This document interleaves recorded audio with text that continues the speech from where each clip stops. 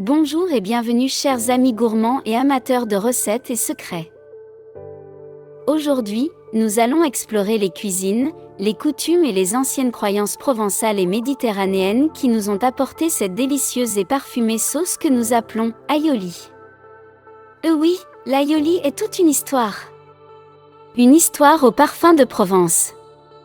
Dans les traditions culinaires d'antan, le grand aioli tenait une place de choix, surtout pendant les périodes de carême. Ce mets, élaboré avec soin et générosité, mariait harmonieusement la sauce aioli, avec une sélection variée de produits issus de la mer comme la morue et les bulots, sans oublier les trésors de la terre tels que légumes variés, onctueux et escargots délicats.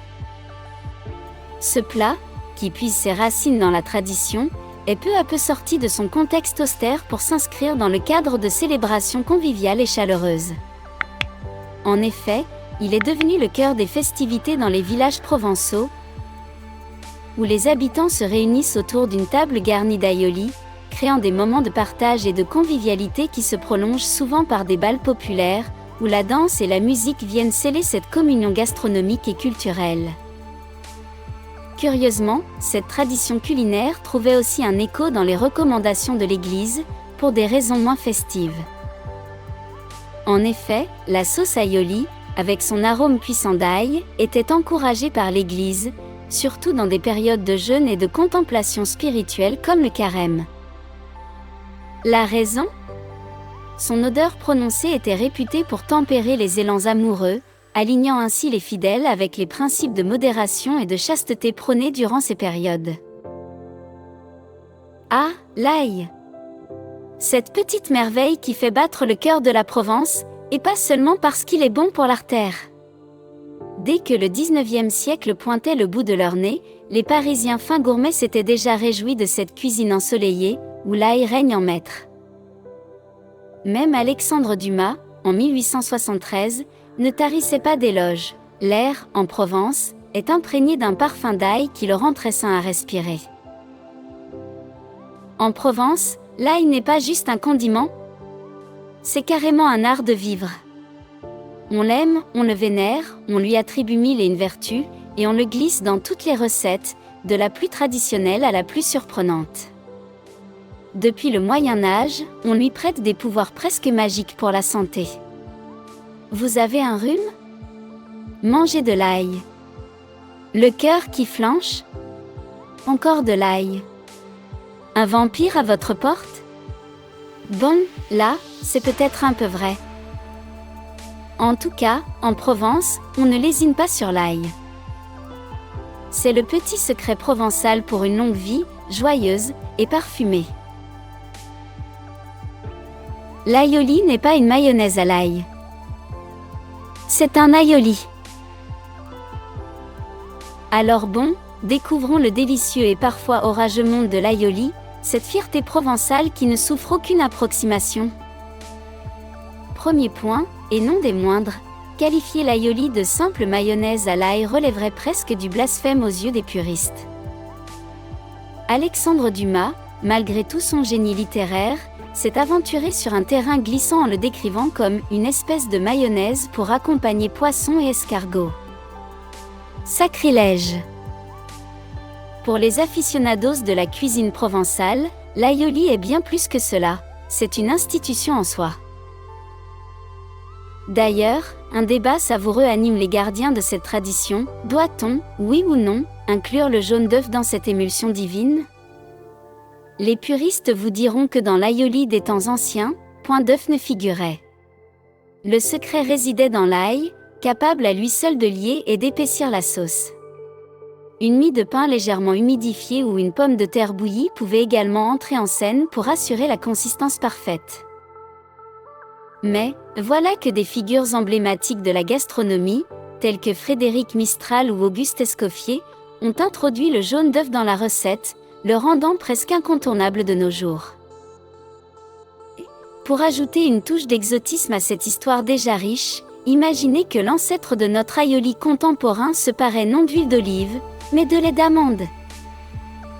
Une révélation qui pourrait bien faire frémir les plus fervents débatteurs culinaires du web, toujours prêts à dégainer leur version de la vraie recette. Alors, avant de vous lancer dans la préparation de ce joyau de la cuisine provençale, rappelez-vous, l'aioli, c'est bien plus qu'une recette, c'est un héritage, un art de vivre, qui, comme toutes les grandes traditions, s'est évolué tout en gardant son âme. Recette d'aioli. Comme toutes les recettes traditionnelles, plusieurs versions existent. Aioli traditionnel, ail, huile d'olive. Aioli au jaune d'œuf, ail, jaune d'œuf, huile d'olive. Aioli aux pommes de terre, ail, pommes de terre cuites ayant servi à la cuisson du poisson, huile d'olive. Aioli à la mie de pain, ail, mie de pain émiettée, huile d'olive. Pour les rendre plus digestes, les gousses d'ail sont dégermées et leur eau de végétation est extraite en les pressant dans un linge, puis elles sont finement ciselées et montées avec de l'huile d'olive. L'aioli se sert avec de la bourride, des œufs durs, de la salade, des escargots, de la viande, du poisson froid ou tout simplement avec une tranche de pain. On disait autrefois en cuisine que l'aioli était le beurre de Provence. Aioli au jaune d'œuf. Voilà l'art de concocter un aioli digne de ce nom. Voici une recette qui vous transportera directement sous le soleil de Provence, à la table d'un banquet festif. Prenez note, amis gourmands, car chaque détail compte dans cette alchimie culinaire. Tout d'abord, munissez-vous de courage et d'ail, environ 2 gousses par convive, signe d'hospitalité et de générosité. Épluchez ces petites merveilles avec soin, et placez-les dans le creuset de la tradition provençale, un mortier robuste. Armé de votre pilon, tel un alchimiste, écrasez l'ail avec une détermination joyeuse jusqu'à obtenir une pâte homogène et parfumée. À ce stade, introduisez une pincée de sel, comme pour réveiller l'esprit de l'ail, puis ajoutez avec respect un jaune d'œuf, messager de l'onctuosité à venir. Maintenant, le moment critique, l'ajout de l'huile d'olive. Versée en un filet aussi fin que la brise provençale, elle doit être incorporée avec une patience monastique. Tournez sans relâche avec le pilon, comme si vous dansiez un ballet avec les ingrédients. Lorsque l'émulsion commence à prendre forme, audacieusement, incorporez le jus d'un citron pour une touche de fraîcheur, suivi d'une cuillerée d'eau tiède, secret des anciens pour détendre la mixture. Poursuivez votre œuvre, en ajoutant l'huile petit à petit. Si la consistance devient trop rebelle, 1 ou 2 gouttes d'eau viendront à votre secours, évitant ainsi le drame culinaire d'une séparation huileuse. Ainsi, vous obtiendrez une pommade fière et veloutée, prête à être la reine de votre table. Un aioli qui raconte une histoire, celle de la patience, du partage et du soleil provençal capturé dans un plat.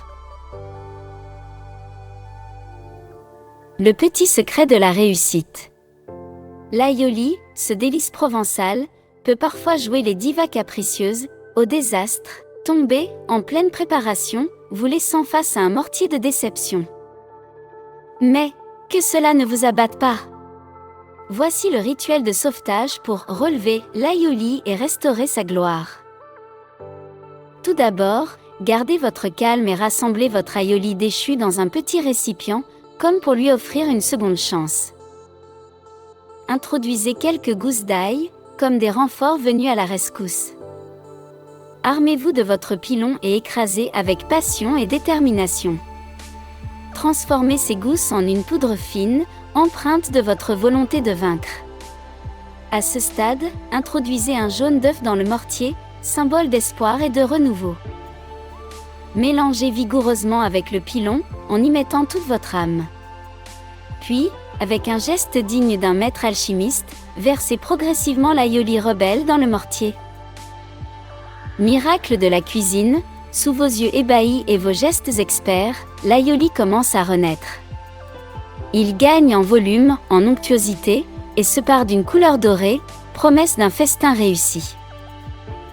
C'est le signe que votre aioli est prêt à reprendre sa place d'honneur sur la table, transformé et sublimé par votre persévérance. Servez-le avec fierté, car ce n'est plus simplement un aioli, c'est une épopée culinaire, une victoire sur l'adversité, prête à être partagée et savourée. Et voilà, notre voyage du jour touche à sa fin. Mais, rassurez-vous, notre exploration des délices culinaires ne s'arrête pas là. De nombreuses aventures gustatives nous attendent, empreintes de saveurs du monde entier. Restez donc à bord, abonnez-vous et activez les notifications pour ne pas manquer nos prochaines escales gourmandes. Partagez vos impressions, vos réussites et même vos petits ratés en cuisine dans les commentaires. Vos histoires et suggestions sont le sel de notre communauté. À très bientôt pour de nouvelles recettes, où chaque plat est une fête pour les sens. Continuez à cuisiner avec cœur et ouverture d'esprit. Bon appétit et à la prochaine, amis gourmands. Bye, bye.